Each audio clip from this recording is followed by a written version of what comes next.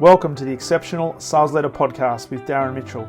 If you're a sales leader looking to take your leadership to a whole new level, then this is the podcast for you. We'll be exploring tips, techniques, and strategies to help you take your leadership to the exceptional level and allow you to enjoy more money, more meaning, and better sales results.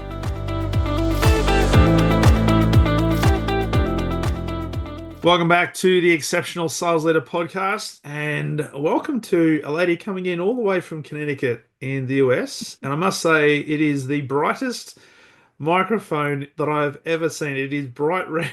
So It's on brand. Well, it's an amazing color. And it's the first thing that I noticed. It was just bright right on your face. Julie DeLucca-Collins, welcome to the podcast.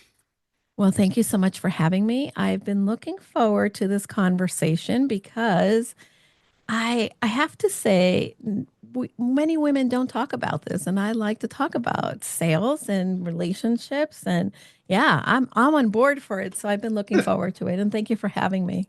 No, it's a pleasure, and we've been connected. We've been connected on LinkedIn for about 5 minutes. 5 minutes, five Talking, minutes. we're talking about help that we have and all sorts of stuff. But we were connected on another platform for a couple of months, and we were trying to organise this. So I'm really glad to be able to get to speak to you.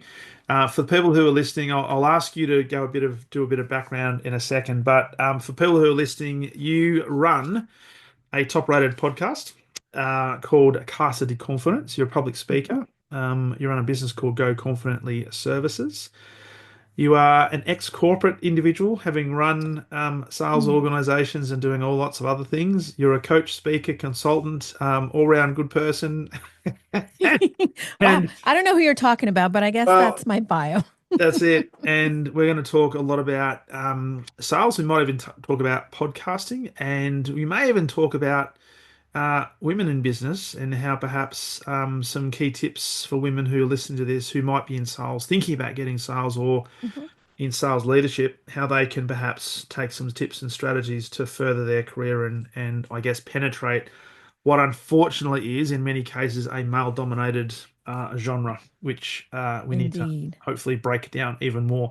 So before we jump into all of that, Julie, your background. This is not quick fire questions. This is Yeah. love to know a little bit about your background and specifically what led you to do what you do now, because you were just telling me hmm before we press record that you've also had a radio program for the last number of years that's just wrapped up, and you're going to turn that into a podcast as well. Yeah. Really love to know a bit about your background. Well, I have to say, for me, it's not a straight shot, right? I started as a teacher. I wanted Hmm. to teach. I come from a family of educators, and I knew that mainly I wanted to create an impact in the lives of other people. And of course, teaching comes easily. And once I started teaching, I loved it. I worked with kindergarten, and then I went to middle school, and then I thought there's got to be more, and I wasn't really sure what was next. And I took a job in retail because I like retail, and certainly I could have seen myself kind of going in that direction. I was a sales manager for a large department store here in the U.S. And when I moved from Miami to New York, I was burnt out from the retail. Although I really liked the people, the different seasonality of the business. I had come through a period in which, of course, it was Christmas, and then we went into inventory and a lot of turnover. So I wanted to take a step back from that, and I was recruited by a national educational company. And what I loved about it is that they combined my retail background and my teaching background, because the educational company is real. Well, it is still very focused on providing educational services to families, to students, and the center director not only had to be able to understand the educational component, supervise, hire, and run teachers, but it had to have the sales background in Hmm. order to be able to say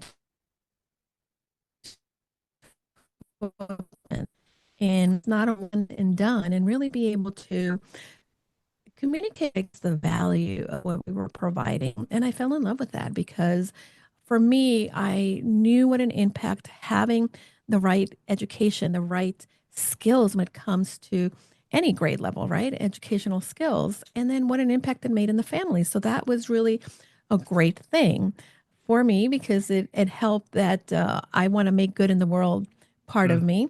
But then at the same time, I really love the fact that I could say, ooh, there's 300 store units and I could be the top. And I remember the first time I went into the national conference for the organization, and everybody, I had just been hired and I came into one of the poorest performing centers when it came to sales. And I saw everybody else go on stage and get an award, and I thought, oh, why not me? What's and that competitive edge in me. And as I got into the elevator, I happened to get into the elevator with the founders. mm, And I said, hey, thank you so much. This has been really great to be here, but I have to ask you a question. And I asked this of the wife because it's a husband and wife who own the company. And I said, what do I need to do to be on stage next year? And she told me, and I followed her lead. She said, create relationships with the teachers and the principals around you yeah. because those are the people that will recommend you. Mm, And immediately I began that process. And sure enough, for the years that I was in part of the company, I was the person that was not only one of the top performers, but also we went from being one of the poorest performing centers in the system to one of the top performing centers. And we're talking about this is a multi-million-dollar company mm, that has been in business now for over 40 years. And I really loved being able to have that both parts of me be into play in my career. And of course, I started to climb the corporate ladder. Eventually, I was asked to come into the corporate office, and the initial plan was that I was going to go into the training department so that I can train other people in some of the success that I've attained. And it happened that at the time, the company was moving into a different direction of sales, not mm, just the to parent paid market, but also to the public sector, to schools, to school districts. And because I had such a great relationship with school districts already, the VP of business development said, no, I'm taking her. She's coming with me. And I began helping him in the establishing of a brand new business line for the company. mm, And from there, I was really excited because I really could define how the direction, but also there was a clear path that, we could grow tremendously. mhm, The other part of it that I really loved in this organization is that they really invest from the inside. They really grow executives from the inside. So I had the opportunity to keep going, and eventually I became the person that was overseeing this brand new department. Now I was the national executive director. I oversaw over 150 different contracts with school districts nationwide in over 40 different states. mhm, And I loved the fact that we can continue to build these relationships and grow and increase the revenue for the company as well. And of course, it it gave me a great insight into how to be able to scale, how to be able to still provide great customer service and value because that was incredibly important to us. And mm, then I was recruited by another educational company, and really the reason I left is because I was intrigued. This company was making multi-million dollars, but was basically owned by a former teacher. And it was her and a team of five, and she wanted to expand nationally. okay. So I went to that company and I stayed there until the when I left to start my own business. And certainly I helped the company expand to several different states. And of course, we continue to grow. There's some hard lessons, some good lessons, and lessons that I'll never forget. But overall, I believe that for me, one of the things my dad said early on was, honey, it's about relationships. And I Mm, can totally reiterate that to anybody. People don't buy things. They buy a person. They need to feel secure enough. And anyway, that's a little bit of my career before I got into being an entrepreneur. Yeah, nice, nice. And it's interesting you say that sales is relationships. It's amazing how many organizations out there say that, we put the customer at the center of everything we do, and it's all about building great strategic relationships. But when it's all said and done, what they're looking to do is flog their product to as many people as they possibly can. Yeah. Oh, absolutely. And I think that, it all comes back to the values that an organization has. And if you really start with a very clear value system and move to really create a vision, and you can share the vision with the people that are coming alongside of you, Mm, then it's not so much about, the number of sales, but it's more about the impact. And of course, you get the revenue from the mm. impact that you make. Oh, you do. So just talking about the when you went to that conference and you saw all these people walking across stage and you went into, I think as you described as a not a well-performing team at that Mhm. particular stage. If you look at what you did in relation to what they were doing before you left, before you got there, how were they selling? Because it sounds to me as if they didn't perhaps have Yeah. the relationships or they didn't have a system or a process in place. Yeah. So the company itself has a very strong system. And when they hire you, you go into the center for a couple of weeks, and then you go into the corporate office and you're there for a month for Yeah. very intensive training. The one thing that I recalled during my training, and this is I think what was a little bit different from myself and the people that were had been there in that position before. Yeah.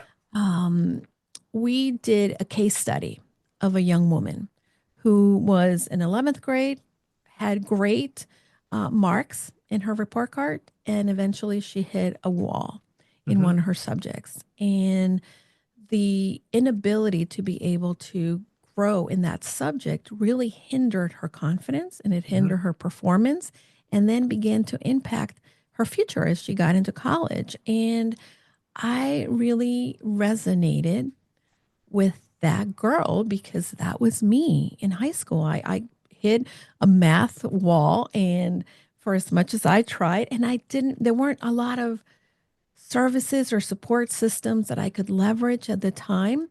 And I remember that for me, being able to identify with the feelings of that young woman and how the services made an impact helped me come back and then really live the vision and the mission of the company to give every child the best education possible. And for that, everything that I learned was really about not just the sales process, but really what went behind the sales process as far as prioritizing the relationships, making sure that everything was running smoothly when it came to the tutors and hiring the Hmm. right staff.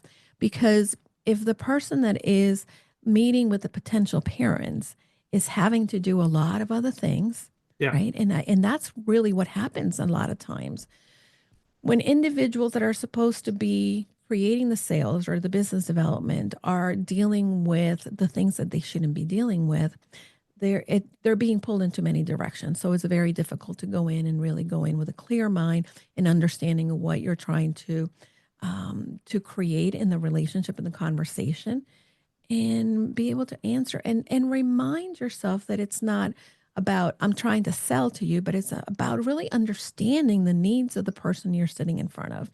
And I Mm. think that that was a big difference. Yeah. It's amazing no matter what size business you go into, that at the end of the day, people buy from people. Hmm. And Absolutely. our role as salespeople is to, first of all, educate, but also build a relationship to the point where there may or may not be a transaction at the end of the relationship, but we don't build the relationship in order to get a transaction. We build the Yeah. relationship because we want to connect with a person and hopefully help them in Yeah. their own journey. So when Yeah. you Agree. fast track, so you got headhunted, you got recruited to this Hmm. other organization. And what was the catalyst for you then to branch out on your own? And love you to talk a little bit Yeah. about where you focus your attention today. Sure. So, as I continued to grow in that second company, and I eventually reached the C-suite within the company. I was the chief innovation officer, and it was an interesting position because I not only straddled the development sales, but I also did the operations. I was very well versed, and I am very well versed in both. And I knew that I wanted to do more, and I saw that the higher I got in my corporate career, there were less and less women. And the women would say to me, Julie, I wish I was as confident as you are. And I would think, listen, I know that there's a level there of confidence, but I don't always feel it. And I don't always feel like I have it together. And I wanted to help these women. And of course, I started to volunteer for different organizations, mentoring at the local colleges. And there was something that was calling to me to do more, but I wasn't quite sure. And of course, having had a side hustle for the majority of my life, I thought I got to have my own business, and maybe I will go and I'll do some executive coaching for Yeah. those director level that can't seem to move to the next level. And that was kind of the intent. But of course, there was such high level of fear Mm, for myself because I thought people are going to think I'm crazy. I'm leaving this great job to go and do my own thing. And I couldn't seem to really take the leap. And of course, at the beginning of 2020, I went and I spoke at a conference in February. And I thought, I love that. I need to do more of that. And then, of course, the thought of, well, how will I do that? How can I start to transition out of my company? But it wasn't a very clear path until, of course, the pandemic. mm, And my company was hit very hard because 98% of our contracts were not parent pay market, were with school districts. And when the school districts shut down, for all intents and purposes, the company had shut down as well. And we needed to keep a very small skeleton staff to actually do the delivery of services. So they offered me a separation package hmm and I took it. I said, I know exactly what I'm going to do. Well, I Yeah. didn't know exactly what I was going to do, but I knew that this was my chance and I knew that I needed to take the leap and Mm, pursue this. And again, there was a clear vision that I wanted to help women, a clear mission that this was what I was meant to be doing, but the picture of how wasn't 100% clear. And it wasn't until I started to just do the work, do it mm, imperfectly, not allow that fear, right, to interfere with the showing up. And also reminding myself that fear was not necessarily real. I just read a quote a couple days ago, Darren. It was, the puddle may not be as deep as you think it is. yeah. Walk through it. Yeah. And I think that was exactly it. For many years or months or whatever, I had made this transition idea of being out on my own such a big thing when I had a lot of the skills already that it takes to run a business because Mhm. I had done so successfully before. So Mm, that was a transition to how I got here. nice. It's interesting. As you were talking about puddles, I just had this vision. There was a book and a story that was done many years ago in Australia called "I Can Jump Puddles," and it was a story of a little Ooh. boy that had fear as well, Hmm. and it was about getting out of his comfort zone and jumping over puddles and not worrying about how deep the puddle was. So it's interesting you say that. Yeah, Interesting well, you I say wonder that. if that's maybe where that quote came from. But I saw it Well, and it really spoke to me. yeah, it's an interesting concept. So today you work with predominantly women, sorry.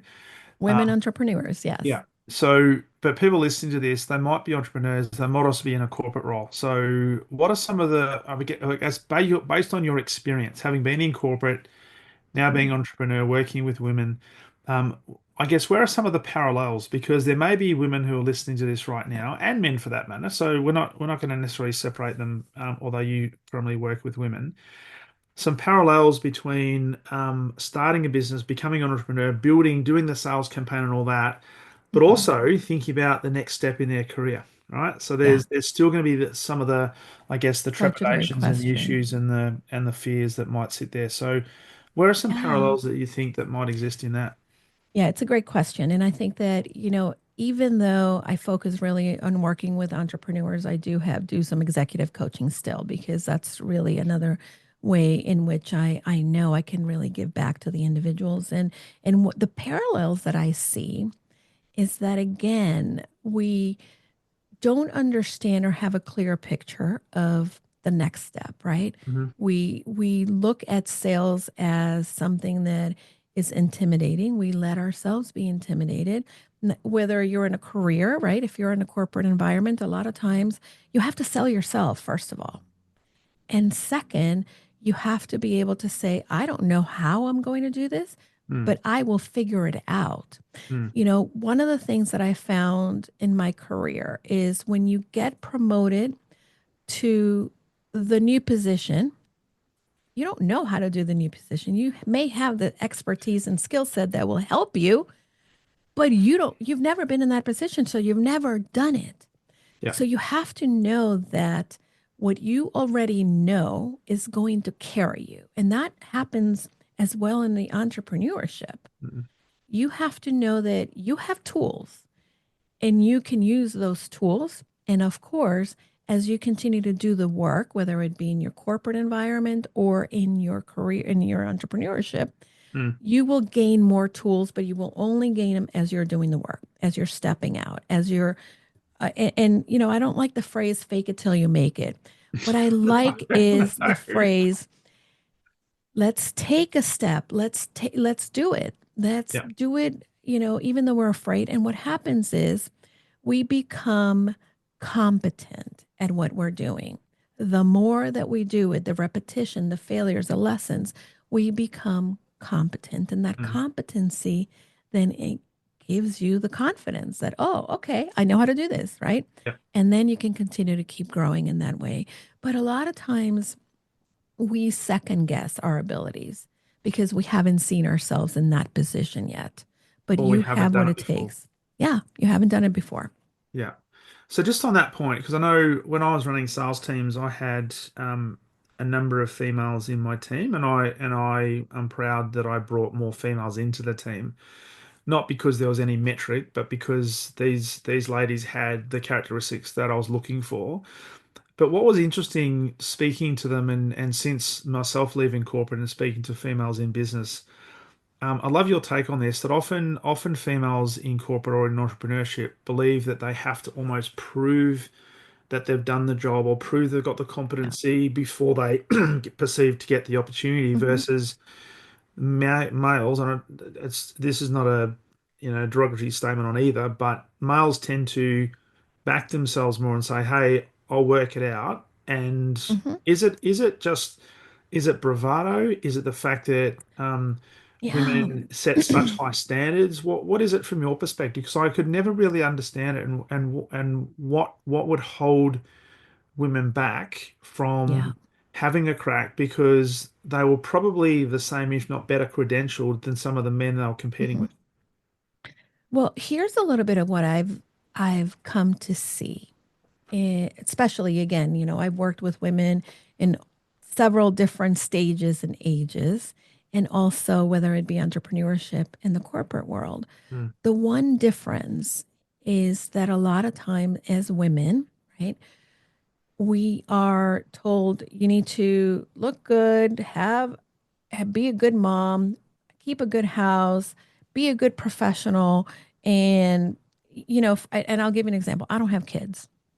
However, if we run out of toilet paper in the house, it was my responsibility. Now, my husband is perfectly capable of buying the toilet paper, and he has, and he does when but a lot of time we as women don't want to ask, go buy toilet paper. We want to do it ourselves because we define ourselves by the multiple roles.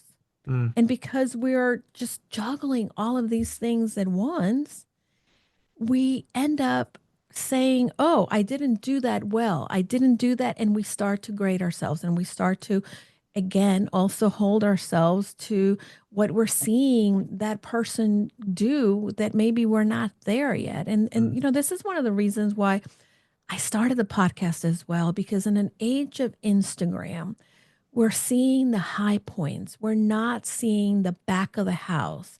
That, you know, when you go to a banquet, Yeah. it might be beautiful on the outside, but in the kitchen, there's a whole Chaos. slew of things you're not seeing. And I That's think it. that this is why what happens with women when they're coming into whatever role, they're second guessing themselves because they have so many other different hats, and they've already started to judge themselves for what they're not able to do. Yeah. Sorry, I've just got somebody at my door, so hopefully Oh, he'll just go away. that's fine.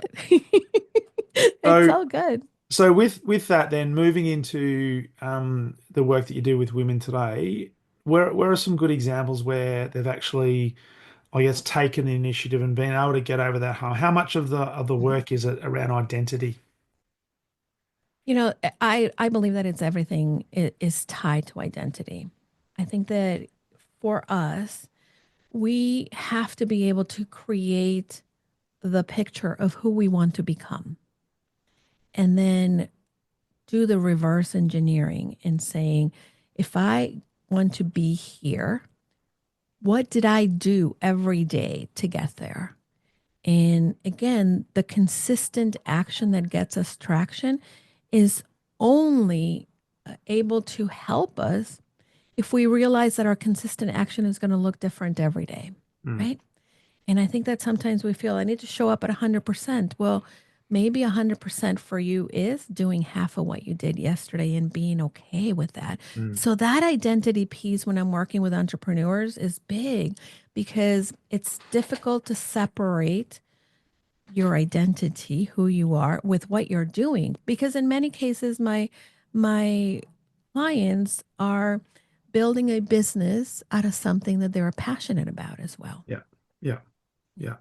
And part of that then is how to overcome a lot of the, I guess, perceived challenges and Hmm. I guess for want of a better term, the perception of lack and the fact that I've never done it before. Yeah, Um, absolutely. I almost need proof. Am I good enough? Do I belong? Yeah, Do I have the right identity to be successful? yeah, absolutely. And again, when we start to define, right? I I like to talk about I am a girl who is practicing. And for many years, right, especially being a high achiever, I wasn't practicing. I was very hard on myself. If I Mm, didn't make the mark, I was the person who was going to beat myself up more than anybody else. And I think that that's a lot of what happens. But when I started to shift the thought, when I started to shift the language, hmm I don't know how to do that. Asked, and then instead, I'm working at figuring it out, or I am a girl who's practicing at XYZ and getting it. Yeah. I'm not proficient. And I think that that's part of the parallel and the shift that we need to make in our brains in order to show up and pursue that new identity. Mm. And we've got to make sure that people understand this is a work in progress. This is not something you're just Yeah. going to flick a switch Oh, and all of a sudden it's going to happen. yeah, And may I also absolutely. say it's not limited to female to females either, because Listen, we're human, right? that's Everybody right. is going to have a level of that. That's it. That's it. It's yeah, it's not just females, but I will say that as you've talked about, sometimes females tend to put a lot more pressure on themselves because of Yeah, all of the other either actual roles they have or at least the expected roles or the perceived roles they have. And so they're yeah. fighting that identity all the time. And how much of it would be judgment or perceived judgment from others that perhaps, oh, you're doing this. So if you've got kids, you don't have kids, whatever the role is you're playing, people will actually judge you. Oh, you're doing this, you're doing that. Why aren't you spending time with your husband? Or why aren't you spending time there? You know, I think that I'd like to believe that we are changing the conversation in many ways, specifically because we're in a era, like I said, of social media. Mm, So now we get to speak more candidly mm, about what we're doing, who we are, what we're not doing. And I think that now we can understand people better So, for instance, where I might have judged myself because I was comparing myself to this sales guru, right? Mm. Now that sales guru has been authentic enough to share, hey, I don't have it all together. And they share their failures enough so that we can learn from them. So that that has helped a lot, but it's definitely not a solved problem. It will continue to be something because as humans, we're always looking for the negative. We're always trying to keep ourselves safe. Yeah. And when we don't measure up or we feel the standard is here and we're nowhere near, and that Yeah. comparison is really the thing that is driving us, then it's going to be more difficult to shed those things that weigh us down. So you said something really interesting there, and I wrote down authenticity. So, uh, how important is it, certainly in the work that you do, working with women now in the entrepreneur space, to be real, right? Now, if you look at social media, there is the social media perception, and then there's reality. So it's like you mentioned before, the banquet. It's Hmm. beautiful on the outside where all the customers go, but it's absolute chaos in the kitchen. But there's probably a system that works. Yeah, How there, important is it to be it's authentic? it's definitely something that people struggle with, right? Because authentic has become that keyword, that phrase that everybody's using. But Yeah. I do believe that authenticity is going to show up differently for people, and here's why. I'm an extrovert. Hmm. I am naturally going to tell you things that maybe my husband who is not an extrovert may kind of hold back on, Yeah. right?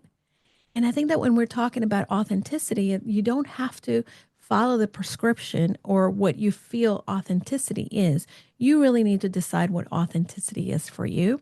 And Mm, you can still show up true to yourself and be open enough to have people relate to you. mm, And that's really what the conversation should be about.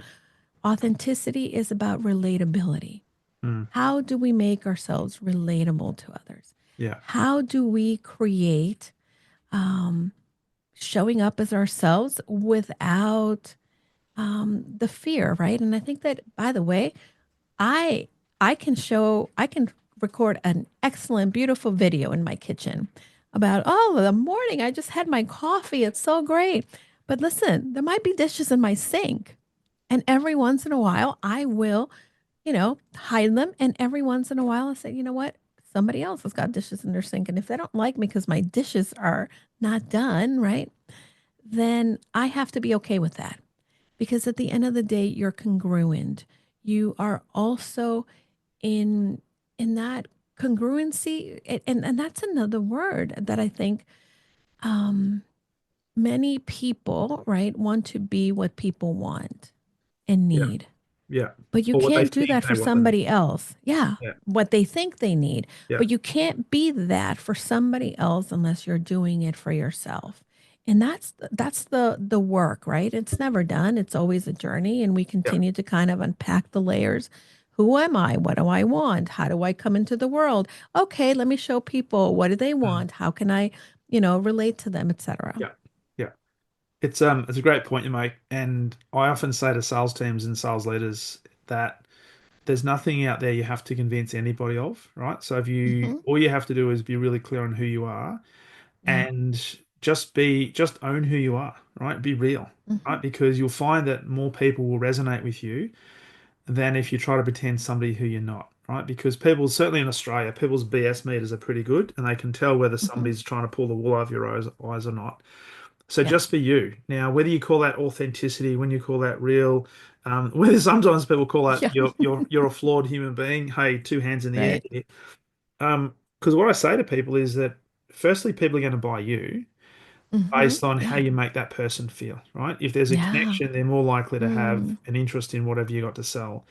But Yeah. if you're trying to convince somebody that you're actually somebody who you are not, then that comes Hmm. across and that will create a Ah, barrier between you yeah. and that person. Yeah. So just be you. Absolutely. Absolutely. And again, people, you may have something that they need and want, but really before they buy that, they need to buy you. And Mm. if you're not showing up like yourself, it's really apparent. Yeah. Yeah. So in the work that you do then, because I see this a lot in sales teams where a sales leader will bring a group of people in, or they'll start to train their people, and it's almost like they're trying to change their personalities to be Mhm. more conducive to the high performing salesperson that might be the gold star performer in the team, Right. without actually individualizing their approach and helping Mhm. that person really unleash their inner sales warrior, if you like, to really Mhm. take advantage of it. How important is that for entrepreneurs and people in business who might be wanting to be an intrapreneur within an organization to really focus on ourself first and all the authenticity parts before or in parallel to all the processes and the systems and stuff you have to learn to be proficient in the Mhm. doing of Right. whatever it is we're doing. I think that, for instance, in many organizations, you have the systems that you have to follow. You have the script that is given to you. And then, of course, you have to know the product, you have to know the script, you have to kind of follow the system. But a lot of times, people don't want to personalize the script to themselves, don't want to bring themselves to that. And then there's that disconnect because you're trying to follow this script where that is not authentic to you. Mm, So if you really understand again what resonates. So I remember one of my largest sales, I'll give you the example. One of my largest sales for the organization was a $20,000 program for a child. The hmm parent was willing to invest $20,000. And I remember at first, I was prepping for the conversation and I'm going through the script and okay, and this is how you present it. And then I thought, that's not me. It can't be me.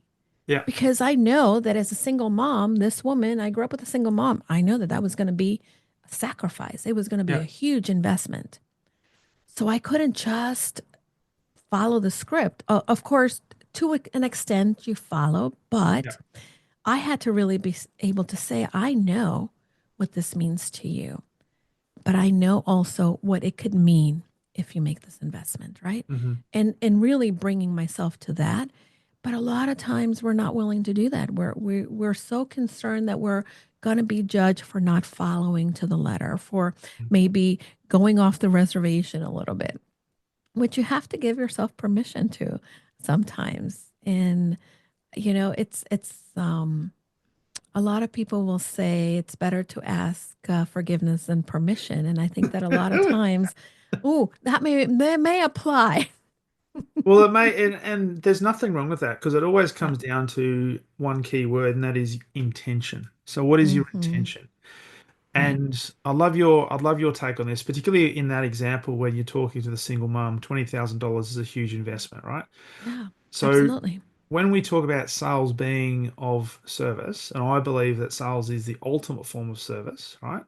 This is not about flogging a product. This is about Mm-hmm. will this solution, in this case, the education package, Yeah. will this solution solve a problem and will it be of service to this child and therefore this family? If the answer is Yeah. unequivocally yes, then it doesn't matter what script you follow, they will find a way to try to Yeah. solve that problem. And that if you Absolutely. do not, I guess, go through with that, you would be of disservice to them. Mm-hmm. Right. Oh, So no, absolutely. Absolutely. And I think that, again, in anything, and even now in the programming and the work that I do with entrepreneurs or even when I'm volunteering and I'm asking for donations for the organizations, right? There's a level of sale.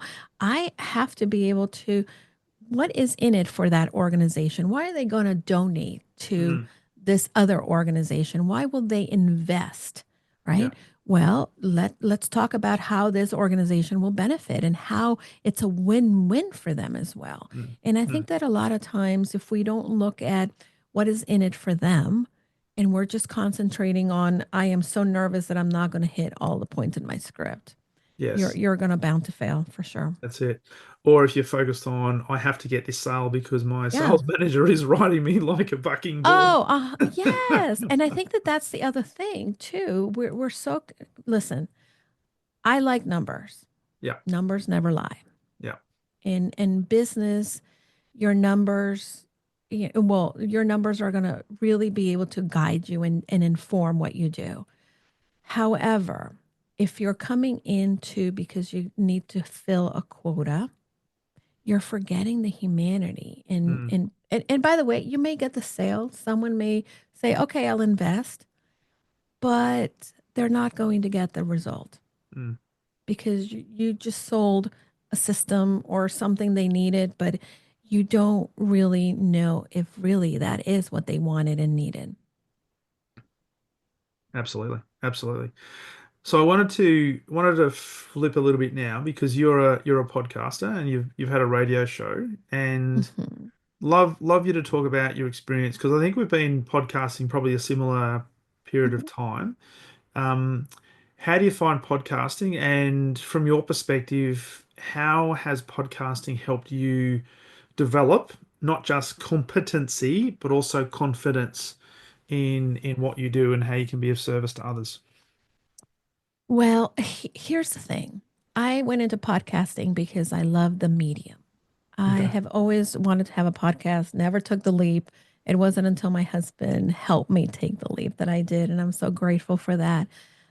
However, the one thing that I've learned from podcasting is that it has been an incredible tool for my business.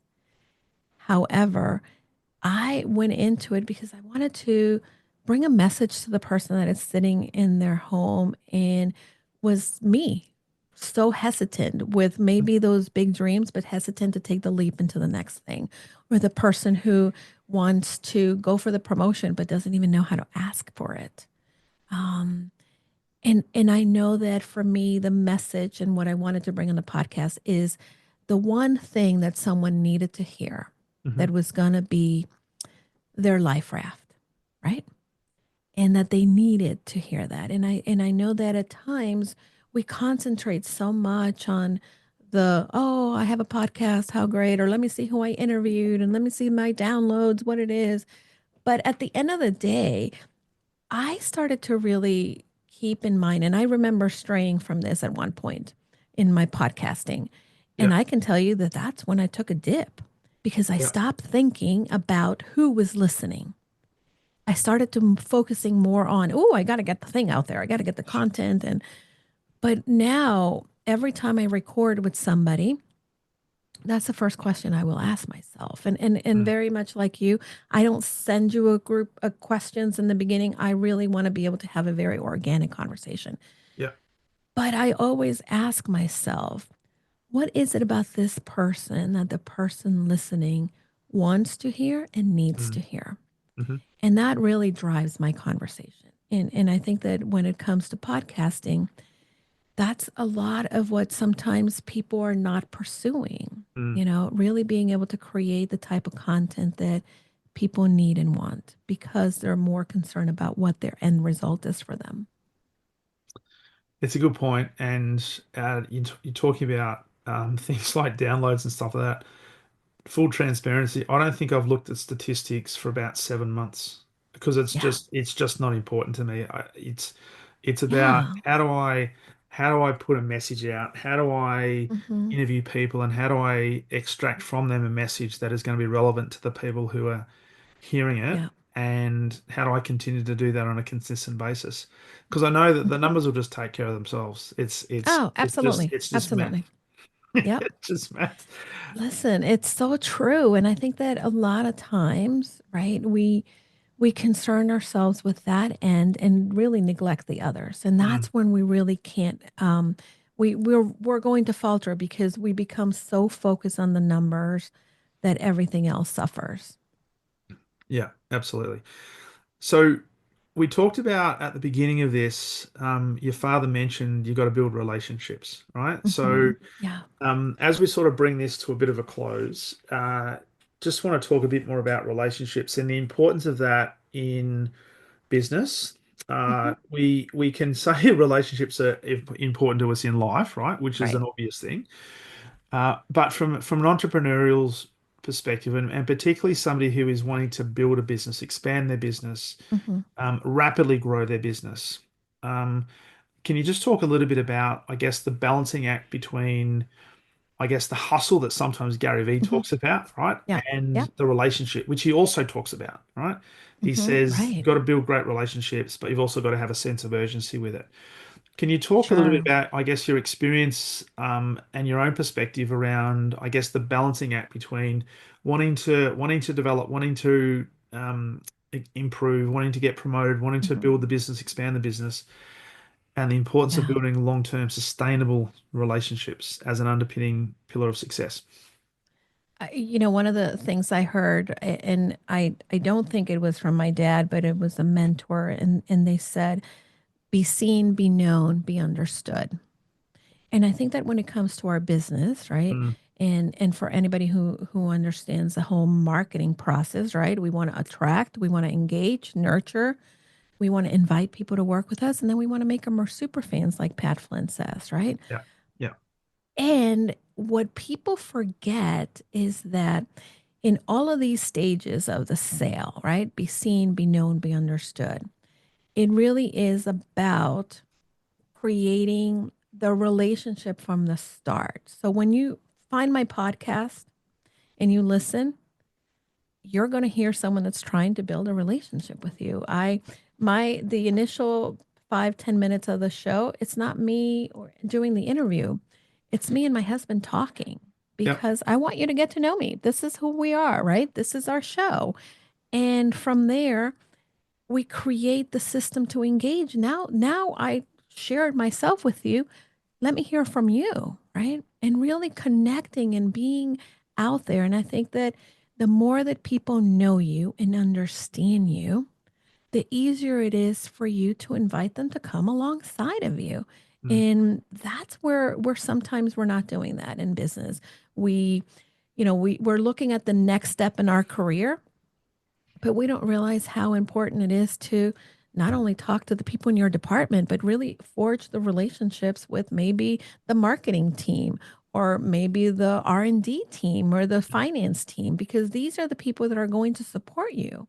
And if you create those relationships, they're going to say, "Oh, Julie's so easy to work with. I love working with Julie." Right? yeah, And it all goes back to that: be seen, be known, be understood. And mm, and that's what I would venture to say people need to really keep top of mind in what mm, they're doing.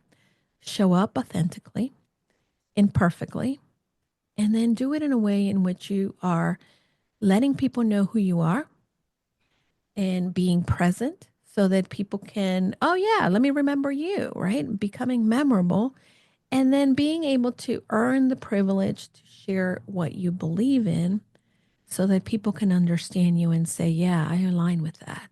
yeah. I want more of that." Because there's a lot of people out there that probably use the same mantra: be Hmm. seen, be known, be understood, but they don't necessarily do it ethically because they make it all about Sure, themselves. sure. So And that's the fine line we have to walk in this yeah, internet world and being out there and having that connectivity to each other. We yeah. really have to walk that fine line. Yeah, and part of that is developing a little bit of rhinoceros skin to say and to believe and Oh yeah, of understand course. that, Yeah. hey, your message is not going to resonate with everybody, and Yeah. there may even be some people out there that want to take a bit of a pot shot at you, right? Because Hmm. you happen to say some stuff they don't necessarily agree with, and that's okay, Yeah. right? It's part of That's the okay. it's part of the lessons, part of the learning, it's part of the process. Sure. But And don't stop. I tell my clients all the time, I am not everybody's cup of tea Yeah, because first of all, I'm going to focus on what's important. I'm going to definitely incorporate numbers. And I really do believe that consistency is key. yeah, But also, I'm going to tell it like it is. yeah, And if you hired me, you got to know that you're going to be uncomfortable at one point because I want to push you out of your comfort zone because yes. that's when really we're growing. And again, not everybody's cup of tea. And I had to learn that that is okay. It Mm, doesn't make me a bad person or a person that's unlovable. it just makes me a person that is not for that person. That's it. And some might call that tough love, but it's all based on Hmm. a thing called trust. And if people Mm, know that there's a level of trust there, it's amazing what you can do and what you can yeah. say that Oh. will give you not so much brownie points or give you, tickets and stuff like that, but Hmm. people will be um, a lot more amenable to you making mistakes and maybe not getting the Sure. narrative 100% correct if there's a level of trust there. And that all comes from Absolutely. relationships. You have to build Hmm. genuine relationships that you actually care. And this might sound counterintuitive, but I say to sales teams all the time and sales leaders that it's actually not about you, right? So don't make it Mm, about you. yeah. Your customer's not interested in your product. They're simply interested in a Hmm. solution to a problem they've got. How can you Sure. best help them solve that problem? So you need to build relationships, pure and Yeah. simple. And Darren, you know what? To the point, and I know we're wrapping up, but I think that this is exactly it. When people walk into an event, a networking event, for instance, right? You're Mm, out there to promote your brand, your business, whatever. And I say to you, "Hi, Darren, how are you?" And you may say, "Oh, I'm doing great," and I'll say, "Oh, you got a nice tan." Yes, I just went to, right, and you tell me about that, yeah, and immediately. And by the way, this is something that I've had to work, and I still am a work in progress in this because I'm not very good at it. That extrovert in me, you will typically jump to say, "Oh, I've been there," or "I'm yeah, gonna go there." But if that person just gave you that piece of information that I just went there, yeah, then the thing to do to build a deeper level of trust is to say, "Tell me more about it," yeah. because the person is going to tell you something very superficial. Hmm. And then it's not until we ask more questions and really truly are interested in what they are saying Yeah, will we be able to have that level of trust. that's it. So as Stephen Covey used to say, be interested in others, and through that Hmm. process, often you'll become interesting to others. Hmm. It's Indeed. just, it's amazing First how to many the people die. reverse that. I've got to Ah, try and be oh, interesting. Let and it's me, a lesson, right? We have to, it's a practice, it's a lesson. We can't always do it because we want to say how great we are. We want to be liked, we want to be accepted. Belonging is one of the innate things that we have. So that's why we're going to say, oh, I know that, or I've done that, yeah, or I have that. that's it. But that's the instinct we need to squelch and Mm. really be about the person. So the final question I've got for you is, as we're now, well, where I am, it is now the 1st of April. So it's a new month. Yay. As we continue to look forward into 2025, and there's still a lot of uncertainty around the world. Yeah. If there's one piece of advice or one key principle that you would leave people with as a bit of a seed to continue to progress, whether it be in corporate, in your own life, in your own business, what would that be, do you think?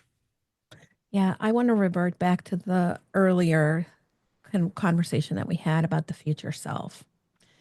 The future self can guide you and it will tell you, this is how I got here, Yeah. right?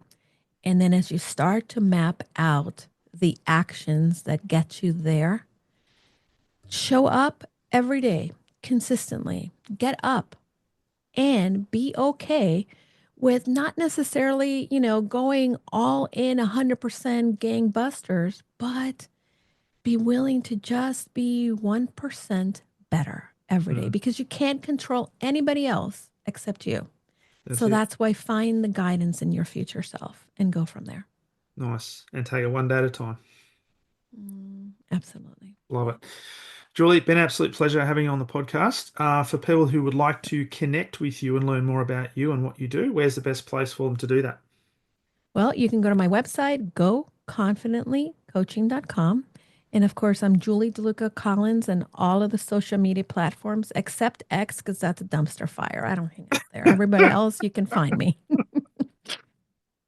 Awesome. No, I'll put that in the show notes, and I'll also put your podcast as well, the link in the Thank show you. notes for people to connect with and give that a listen as well. So, Julie, been an absolute pleasure having you on the podcast, and thanks for being a great Yeah. guest on the Exceptional Sales Leader podcast. Well, thank you so much for having me, and thank you for the work that you're doing, because these are the conversations we need to have more of. Brilliant. Thank you.